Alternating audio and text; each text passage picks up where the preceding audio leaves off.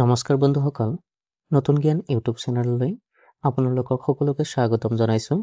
আজিৰ এই ভিডিঅ'ত আমি DLED, BEd এন্ট্ৰেন্স এক্সাম আৰু আন প্ৰতিযোগিতামূলক পৰীক্ষাৰ বাবে গুৰুত্বপূৰ্ণ প্ৰাচীন ইতিহাসভিত্তিক 20টা MCQ কুৱেশ্যন আনচাৰ আলোচনা কৰিম।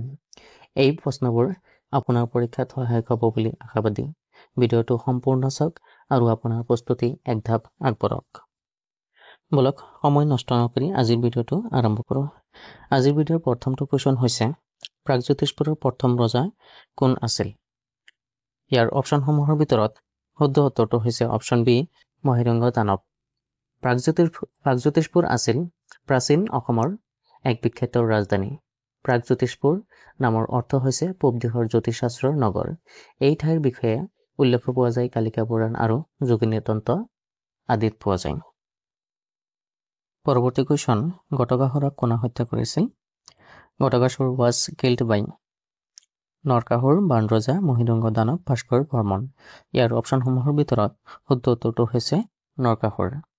গটকাসুৰ এজন শক্তিশালী অসুৰ আছিল, যিয়ে মহাভাৰতৰ কুৰুক্ষেত্ৰ যুদ্ধত কৌৰৱৰ পক্ষত যুদ্ধ কৰিছিল। তেওঁ যাদুৰ ক্ষমতাৰে পাণ্ডৱসকলৰ পথত বহু বাধা সৃষ্টি কৰিছিল। পাণ্ডৱৰ ভায়েকসকলৰ ভিতৰত ভীম এজন শক্তিশালী আৰু সাহসী যোদ্ধা আছিল। তেওঁ গটকাসুৰৰ সৈতে যুদ্ধ কৰি তেওঁক হত্যা কৰিছিল। পৰৱৰ্তী কুৱেশ্যন, প্ৰাক-ইতিহাস সূত্ৰ অনুসৰি নৰকাসুৰৰ মাতৃ কোন আছিল? According to prehistory sources, the mother of Narakasur was. Year option আছে ধৰিত্ৰী, হিডিম্বা, উষা, উলুপি। ইয়াৰ অপশ্যনসমূহৰ ভিতৰত শুদ্ধ উত্তৰটো হৈছে অপশ্যন এ, ধৰিত্ৰী। প্ৰাক-ইতিহাস আৰু পৌৰাণিক সূত্ৰ অনুসৰি নৰকাসুৰ ধৰিত্ৰী আৰু বিষ্ণুৰ অৱতাৰৰ পুত্ৰ আছিল। কাহিনী মতে বিষ্ণুৱে হিৰণ্যক নামৰ অসুৰৰ পৰা পৃথিৱীক উদ্ধাৰ কৰাৰ পিছত ধৰিত্ৰীয়ে সন্তুষ্ট হৈ নৰকাসুৰক জন্ম দিছিল। কিন্তু পিছলৈ নৰকাসুৰ দুষ্ট স্বভাৱ হ'ল আৰু শেষত কৃষ্ণই তেওঁক হত্যা কৰিছিল। পৰৱৰ্তী question, who was killed by the first Naraka king Narakasura and establish the Bhauma dynasty. প্ৰথম নৰক ৰজা নৰকাসুৰে কাক হত্যা কৰি বৌম বংশ প্ৰতিষ্ঠা কৰিছিল? ইয়াৰ অপশ্যনসমূহৰ ভিতৰত শুদ্ধ উত্তৰটো হৈছে অপশ্যন বি, গটকাসুৰ। নৰকাসুৰে বৌম বংশৰ প্ৰতিষ্ঠাপক আছিল। তেওঁ গটকাসুৰ নামৰ এজন শক্তিশালী অসুৰক হত্যা কৰিছিল। গটকাসুৰ প্ৰাগজ্যোতিষপুৰ অঞ্চলত পূৰ্বে ৰাজত্ব কৰিছিল। নৰকাসুৰে তেওঁক পৰাস্ত কৰি গটকাসুৰক হত্যা কৰাৰ পিছত তাত নিজৰ শাসন প্ৰতিষ্ঠা কৰে আৰু বৌম বংশ প্ৰতিষ্ঠা কৰে। এই ঘটনাই প্ৰাচীন অসমৰ ৰাজবংশীয় ইতিহাসৰ আৰম্ভণি সূচায়। পৰৱৰ্তী question, name the two medieval text that were compiled in the regions of Assam. অসমত সংকলিত হোৱা মধ্যযুগৰ দুখন গ্ৰন্থ হ'ল। ইয়াৰ অপশ্যনসমূহৰ ভিতৰত শুদ্ধ উত্তৰটো হৈছে option B, Kalika Purana and Yogini Tantra. Hinduism was establish in Pragjyotishpur by the king. কোন ৰজাই প্ৰাগজ্যোতিষপুৰত হিন্দু ধৰ্ম প্ৰতিষ্ঠা কৰিছিল? ইয়াত অপশ্যন আছে নৰকাসুৰ, শ্ৰীকৃষ্ণ, ভগদত্ত, বানাসুৰ। ইয়াৰ অপশ্যনসমূহৰ ভিতৰত শুদ্ধ উত্তৰটো হৈছে নৰকাসুৰ। প্ৰাগজ্যোতিষপুৰ অঞ্চলত হিন্দু ধৰ্ম প্ৰতিষ্ঠা কৰিছিল ৰজা নৰকাসুৰে। তেওঁ বৌম বংশৰ প্ৰতিষ্ঠাপক আছিল। পৌৰাণিক আৰু ঐতিহাসিক কাহিনী অনুসৰি নৰকাসুৰে তেওঁৰ ৰাজত্বকালত হিন্দু ধৰ্ম আৰু সাংস্কৃতিক উৎস প্ৰদান কৰিছিল। তেওঁৰ শাসনকালত বিভিন্ন মন্দিৰ নিৰ্মাণ আৰু ধৰ্মীয় আচাৰ অনুষ্ঠান আৰম্ভণি হৈছিল, যাৰ জৰিয়তে হিন্দু ধৰ্মৰ সাজি উঠিছিল। পৰৱৰ্তী কুৱেশ্যন, নৰকাসুৰক কোনে হত্যা কৰিছিল? ইয়াত অপশ্যন আছে শিৱ, শ্ৰীকৃষ্ণ, ভগদত্ত, বানাসুৰ। অপশ্যনসমূহৰ ভিতৰত শুদ্ধ উত্তৰটো হৈছে শ্ৰীকৃষ্ণ। হিন্দু ধৰ্মীয় কাহিনী অনুসৰি নৰকাসুৰ প্ৰাগজ্যোতিষপুৰৰ এক শক্তিশালী কিন্তু অত্যাচাৰী ৰজা আছিল। তেওঁ 16,000 ৰাজকুমাৰীক বন্দী কৰি ৰাখিছিল। এই অত্যাচাৰৰ শেষ কৰিবলৈ ভগৱান শ্ৰীকৃষ্ণই তেওঁৰ সৈতে যুদ্ধ কৰি তেওঁক হত্যা কৰে। এই ঘটনাই নৰক চতুৰ্দশী নামেৰে জনা যায় আৰু দীপাৱলীৰ আগদিনা উদযাপন কৰা হয়। According to the epic Mahabharat, who ruled the Pragjyotishpur kingdom during the Kurukshetra war? Mahabharata মহাকাব্য অনুসৰি কুৰুক্ষেত্ৰৰ যুদ্ধৰ সময়ত প্ৰাগজ্যোতিষপুৰ ৰাজ্যত কোনে শাসন কৰিছিল? ইয়াৰ অপশ্যনসমূহৰ ভিতৰত শুদ্ধ উত্তৰটো হৈছে ভগদত্ত। মহাভাৰত আৰু মহাকাব্য অনুসৰি কুৰুক্ষেত্ৰ যুদ্ধৰ সময়ত প্ৰাগজ্যোতিষপুৰ ৰাজ্যৰ শাসক আছিল ভগদত্ত। ভগদত্ত নৰকাসুৰৰ পুত্ৰ আছিল আৰু এজন বলিয়ান আৰু সুদক্ষ যোদ্ধা হিচাপে পৰিচিত। তেওঁ কৌৰৱসকলৰ পক্ষত যুদ্ধ কৰিছিল আৰু সুপ্ৰতীক নামৰ এটা বিশাল হাতীৰ ওপৰত আৰোহণ কৰি যুদ্ধত অংশ লৈছিল। ইয়াৰ পৰৱৰ্তী কুৱেশ্যন আছিল কোনজন কামৰূপ ৰজাই কুৰুক্ষেত্ৰত যুদ্ধত অংশ গ্ৰহণ কৰিছিল? Which Kamarupa king took part in the battle of Kurukshetra? ইয়াৰ অপশ্যনসমূহৰ ভিতৰত শুদ্ধ উত্তৰটো হৈছে ভগদত্ত। পৰৱৰ্তী কুৱেশ্যন ৰুক্মিণী কোন ৰাজ্যৰ ৰাজকুমাৰী আছিল? Rukmini was the princess of। ইয়াৰ অপশ্যনসমূহৰ ভিতৰত শুদ্ধ উত্তৰটো হৈছে অপশ্যন বি বিদৰ্ভ। ৰুক্মিণী বিদৰ্ভ ৰাজ্যৰ ৰাজকুমাৰী আছিল আৰু ৰজা ভীষ্মকৰ কন্যা আছিল। Who was the son of Usha and Aniruddha? Usha আৰু অনিৰুদ্ধৰ পুত্ৰ কোন আছিল? ইয়াৰ অপশ্যনসমূহৰ ভিতৰত শুদ্ধ উত্তৰটো হৈছে অপশ্যন এ বজ্ৰ। বজ্ৰ আছিল অনিৰুদ্ধ আৰু উষাৰ পুত্ৰ। পৰৱৰ্তী question in which ancient kingdom was princess Usha born? Usha কোন প্ৰাচীন ৰাজ্যৰ ৰাজকুমাৰী আছিল? ইয়াৰ অপশ্যনসমূহৰ ভিতৰত শুদ্ধ উত্তৰটো হৈছে অপশ্যন ডি বানাসুৰ।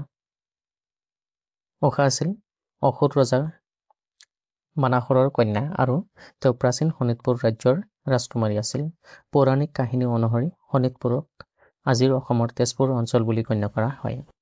পৰৱৰ্তী question who was the founder of the Koch dynasty? Koch ৰাজবংশৰ প্ৰতিষ্ঠাপক কোন আছিল? ইয়াৰ অপশ্যনসমূহৰ ভিতৰত শুদ্ধ উত্তৰটো হৈছে অপশ্যন চি বিশ্বসিংহ। বিশ্বসিংহ আছিল কোচ ৰাজবংশৰ প্ৰতিষ্ঠাপক, যিয়ে 16শ শতিকাত অসমৰ উত্তৰ অংশ আৰু বঙালৰ কিছুমান অঞ্চল মিলাই এখন শক্তিশালী ৰাজ্য স্থাপন কৰিছিল। তেওঁ বিভিন্ন ক্ষুদ্ৰ গোত্ৰ একত্ৰিত কৰি কোচবিহাৰক ৰাজধানী হিচাপে এখন ৰাজ্য গঠন কৰিছিল। তেওঁৰ পুত্ৰ নৰনাৰায়ণ আৰু সেনাপতি চিলাৰায়ে এই ৰাজ্য অধিক বিস্তৃত কৰিছিল।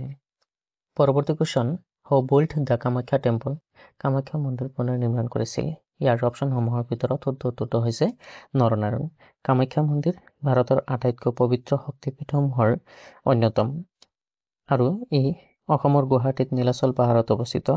মূল মন্দিৰটো প্ৰাচীন কালৰ বুলি বিশ্বাস কৰা হয়, কিন্তু এই মন্দিৰটো বিনষ্ট হৈ পৰিছিল আৰু পিছলৈ 16শ শতিকাত কোচ ৰজা নৰনাৰায়ণ আৰু তেওঁৰ ভায়েক চিলাৰায়ে এই মন্দিৰটো পুনৰ নিৰ্মাণ কৰিছিল।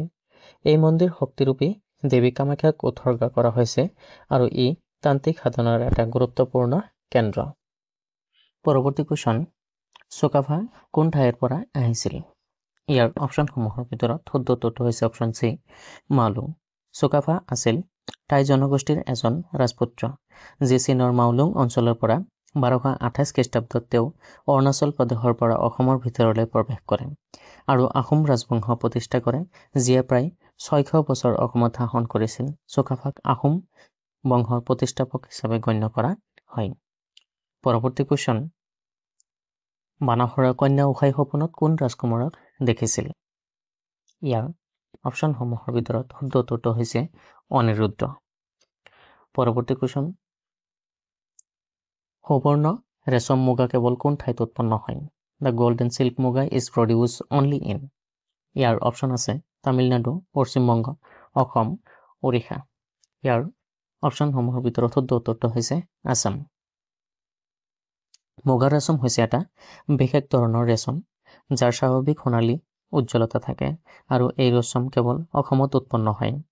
মুগা ৰেচম জিঅ'গ্ৰাফিকেল ইণ্ডিকেশ্যন GI টেগ লাভ কৰিছে আৰু এইটো অসমীয়াৰ গৰ্ব আৰু সাংস্কৃতিক পৰিচয়ৰ এটা প্ৰতীক। পৰৱৰ্তী question who was the first Ahom king of Assam? অসমৰ প্ৰথম আহোম ৰজা কোন আছিল? ইয়াৰ অপশ্যনসমূহৰ ভিতৰত শুদ্ধ উত্তৰটো হৈছে চুকাফা। চুকাফা আছিল টাই জনগোষ্ঠীৰ এজন ৰাজপুত্ৰ, যি চীনৰ মাউলুং অঞ্চলৰ পৰা 1228 খ্ৰীষ্টাব্দত তেওঁ অৰুণাচল প্ৰদেশৰ পৰা অসমৰ ভিতৰলৈ প্ৰৱেশ কৰে আৰু আহোম ৰাজবংশ প্ৰতিষ্ঠা কৰে, যিয়ে প্ৰায় 600 বছৰ অসমত শাসন কৰিছিল। চুকাফাক আহোম ৰাজবংশৰ প্ৰতিষ্ঠাপক হিচাপে গণ্য কৰা হয়। পৰৱৰ্তী question where is the Agnigarh hill located? Agnigarh পাহাৰখন ক'ত অৱস্থিত? ইয়াৰ অপশ্যনসমূহৰ ভিতৰত শুদ্ধ উত্তৰটো হৈছে তেজপুৰ। অগ্নিগড় শোণিতপুৰ জিলাৰ তেজপুৰ চহৰত অৱস্থিত। অগ্নিগড় শব্দৰ অৰ্থ হৈছে জুইৰ দুৰ্গ। হিন্দু পৌৰাণিক কাহিনী অনুসৰি এই পৰ্বত অসুৰ ৰজা বানাসুৰে নিৰ্মাণ কৰিছিল, যাৰ মতে তেওঁৰ কন্যা উষাক বাহিৰে জগতৰ পৰা আঁতৰাই ৰাখিব পৰা যায়। পৰৱৰ্তী question, the famous Srimanta Sankardev Kalakshetra located. প্ৰসিদ্ধ শ্ৰীমন্ত শংকৰদেৱ কলাক্ষেত্ৰ ক'ত অৱস্থিত? ইয়াৰ অপশ্যনসমূহৰ ভিতৰত শুদ্ধটো হৈছে গুৱাহাটী। শ্ৰীমন্ত শংকৰদেৱ কলাক্ষেত্ৰ হৈছে অসমৰ গুৱাহাটী চহৰৰ পাঞ্জাৱৰী অঞ্চলৰ অৱস্থিত এটা বিখ্যাত সাংস্কৃতিক প্ৰতিষ্ঠান। এই কলাক্ষেত্ৰটো অসমৰ মহান ধৰ্ম সংস্কাৰক আৰু সাংস্কৃতিক ধ্বজাবাহক শ্ৰীমন্ত শংকৰদেৱৰ নামত নামকৰণ কৰা হৈছে। ইয়াৰ উদ্দেশ্য হৈছে অসমৰ তথা উত্তৰ পূৰ্বাঞ্চলৰ কলা সংস্কৃতি আৰু পৰম্পৰা সংৰক্ষণ আৰু প্ৰচাৰ কৰা। ইয়াত এখন সংগ্ৰহালয়, শিল্প গেলাৰী, মুক্তমঞ্চ, পুথিভঁৰাল আৰু অসমৰ ঘৰুৱা স্থাপনাসমূহ আছে। বন্ধুসকল, আজি আমি এনচিয়েণ্ট হিষ্টৰীৰ 20টা MCQ গুৰুত্বপূৰ্ণ কুৱেশ্যন আনচাৰ আলোচনা কৰিলোঁ। আপোনালোকৰ পৰীক্ষাৰ বাবে ই উপকাৰী হ'ব বুলি আমি আশা কৰোঁ। কমেণ্ট ছেকশ্যনত আপোনাৰ মতামত দিব আৰু কিমান প্ৰশ্নৰ সঠিক উত্তৰ দিব পাৰিলে কমেণ্ট কৰি জনাব। আকৌ লগ পাম নতুন ভিডিঅ'ত। ধন্যবাদ।